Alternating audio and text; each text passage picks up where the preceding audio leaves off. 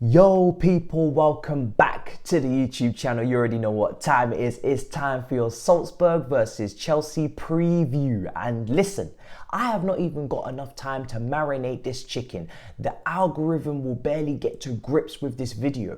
Do you want to know why? Because we're putting it out on the same day as game day. And game day is an early kickoff today at 5:15. God, Lord of mercy.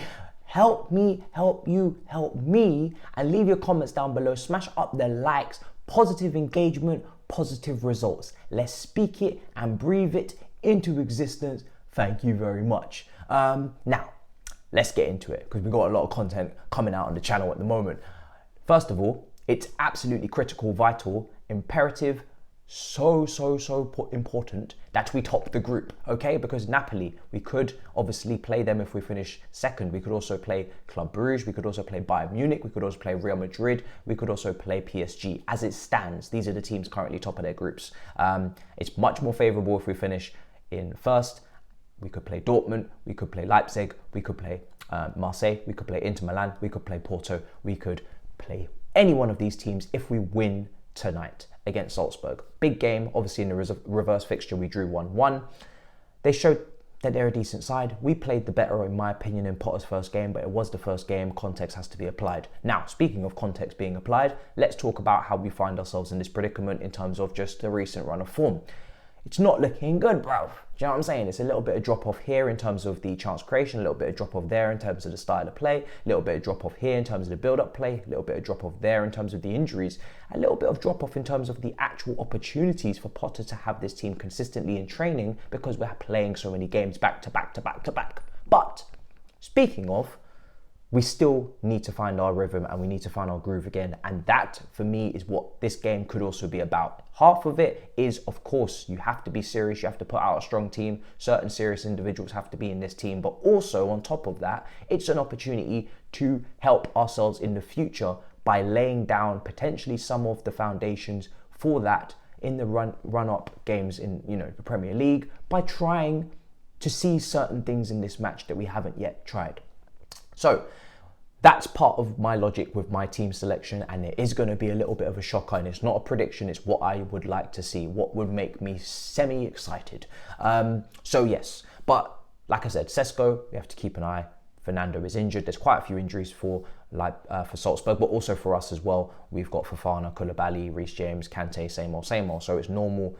Service resumes out here, unfortunately. Now, going into this game, after what happened against Manchester United, it leaves me feeling in a situation of we need to of course we're in a rebuild, but we need to actually start to make this spine of the team and the critical areas of the team less lethargic, less slow on and off the ball. I need to have players that from a mobility standpoint are not weaknesses, are not players that need to be covered, are not players that need to be catered for and looked after, because that potentially shackles others and it potentially, just ruins and limits us in so many aspects of our play. Manchester United were able to hold it down with Casemiro, we were not, and they were able to throw more people forward in terms of your Antonys with the Dalot overlaps, you had your Ericssons combining with your Brunos, your Rashfords, your Sanchos, and then when you look at us, how many players did we commit forward in that match? Most of the time in that first half, it was just 1 and 2s with Sterling and Aubameyang and failed counters, players not being able to really combine, poor first touches. And I think this starts to happen when you don't see a lot of the ball as forwards. Your confidence starts to drop.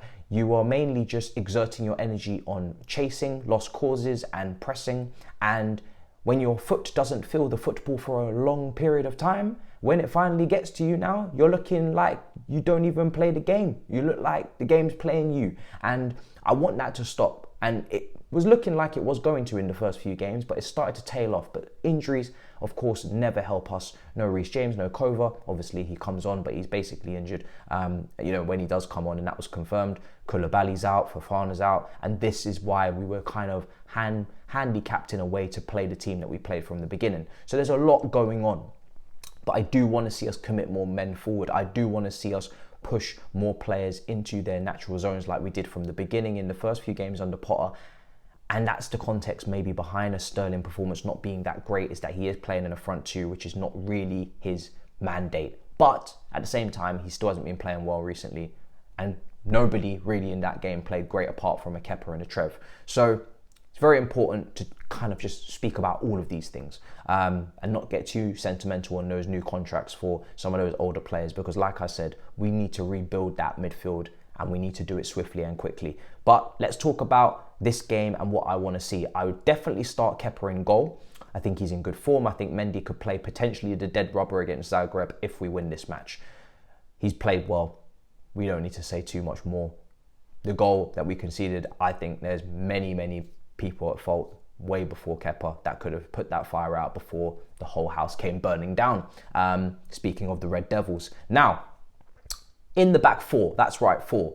I'm going Azpilicueta because I have no choice. I'm going Cucurella because he came off early, so he's fresher than Chilwell. I'm going Silva and I'm going Trev. Again, I wouldn't want us to have to rely upon 38-year-old Silva so heavily, but we have injuries as centre-back. I wouldn't want to have to play Azpilicueta in a game that we're meant to be on the front foot at right-back, but we have no choice. These are the things that we need to start changing in the next couple of transfer windows. But it is what it is. Now, Cucurella, hopefully he returns back to some form because he has been pretty poor recently and there's no getting away from that whatsoever. In the midfield, I am throwing in my first wild card. Let me know what you think in the comments down below. Zakaria is starting, okay? I don't give a rat's bollocks. He's playing in midfield from the get-go. I'm not predicting, I'm just pushing what I would like to see. You let me know if I'm taking too many riskies, but I want to see it. And I would be so excited because I have no idea what I'm going to get, and it's about time we start actually finding out, because this could help us in future Premier League games. We've got big games coming up and we are only ever, unfortunately, a millisecond away from another injury for Kovacic on top of Kante, and then it's just Jorginho. And again, if that happens, we need to know what our players are capable of doing if they were to step on the football pitch. And there's too many players in this squad at the moment who are just handing out water bottles, you know, and they're not really actually contributing and helping this team and being the squad depth that we need them to be. And Zakaria is one of those players. So I would throw him in from the get-go. It's a Champions League game. It's different to the Premier League from a tempo standpoint. He could get time and space. I want to see what he's capable of on this stage. It's an opportunity. I wouldn't throw him into a Premier League game because of the pace of it, and that could shell shock him and send him into overdrive. But this is a game you need to come and stand tall, literally, because you are quite tall, and do the damn business. Now, he could get off to a shaky start in the first 10-15 minutes. If he's rusty, it could happen. We have maybe Jorginho on the bench that can come on if things get really hairy, but I want to see him in there because he could help us find some sort of midfield balance until January, and then we send his Clark home. We never know. Also, in the midfield three, I want to go with Carney and I want to go with Loftus-Cheek. You're probably saying, where's Gallagher? He's probably going to play. He's probably going to play from the start. But Carney has been getting a little bit more trust from Potter. He's been coming off the bench, even when I haven't expected him to. So I'm just maybe playing on that. And he's the young player that excites me more on the ball in terms of what he can do, dangerous situations he can create, him carrying the ball, etc. Just my personal opinion. He excites me slightly more. So I'm starting him, and I think him alongside an experienced Loftus-Cheek, who wasn't good at the weekend but has been decent this season, that's a good balance, and I would like to see those two box-to-box eights doing their thing. And that midfield, I haven't seen it before. It excites me. There's P&P in there, and there's some technical ability in there potentially if they play decent. Who knows? You know, we might get great performances, we might not. But like I said, I think Cover, you need to look after him, and Jorginho, like I said, I don't think he was great at the weekend at all. And so yeah, I'm taking a punt. Now, moving further forward, Pulisic for me starts on that left wing. I think he should have started at the weekend. I think he deserved it. More than you can believe. And now I'm giving him that start in his natural position. Not at a wing back position. I want to play him right in that natural left wing spot with a left back behind him for overlaps. So he has no shackles. He has no excuses. He can go out there and prove his point. And that's what it's all about. I put Sterling on that bench, give him that rest, give him that kick up the backside, and then maybe we'll see what happens from there afterwards. That's the opportunity for Pulisic. Go on that left wing, go and do your thing. You've got Loftus-Cheek to combine with, good carrier of the ball. You've got Cucurella behind you. He can travel further forward and overlap. The options are there. It's balanced. People are playing in natural positions that they're familiar with. Happy days. Right wing. Sir, you're not a right winger, but you're going over there and you can drift and have a free roll and do whatever you please. Influence the game however you want to, Kai Havertz. You're going over there. I'm not going with Hakim Ziyech, purely because I just don't really know what's going on with this player. He has not really featured at all. And unlike Zakaria, I don't really see what he's adding right now, because I just don't know what version I'm getting from him at all. Like, he could come on and play well, but I just want intensity right now. I want intensity. I want, you know, some sort of pressing from the front. And I think Kai, he's been out of the team. Let's see if he responds. And if not, then maybe Ziyech comes off the bench. But I want to see Kai Havertz, and I want to see now, and I think we will see him, to be honest, because he is still a bigger part of this team than Ziyech long term. But that may not last much longer for him if he doesn't sort himself out. I want to see if he responds, and he can tuck in, he can get in the 10 position, he can do as he pleases, and this is your opportunity to shine. The game should be open, hopefully, Salzburg, and you have opportunities to get in between the lines, to cause problems, to take shots, to dribble, and I want to see it all. Here's your opportunity. So open game, I think it could be quick, and that's why I want a quicker player than Ziyech on that side. There's your chance. Go and do some destruction. And up front, I'm going with Armando Broja. Again, rotation.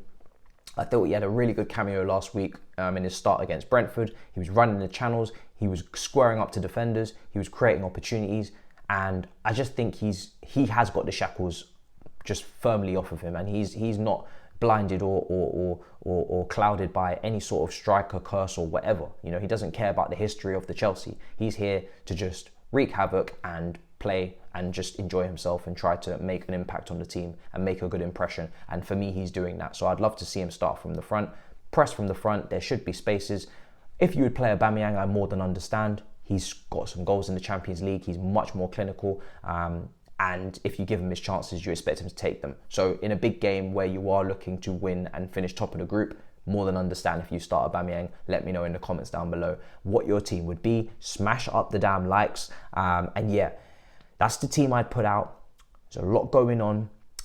We're not out of the woods, but if we do win this game, we top the group, and then we can focus back on the Premier League and have that nice free hit against Zagreb on the final game. Big up your damn selves. In a bit, people. Peace.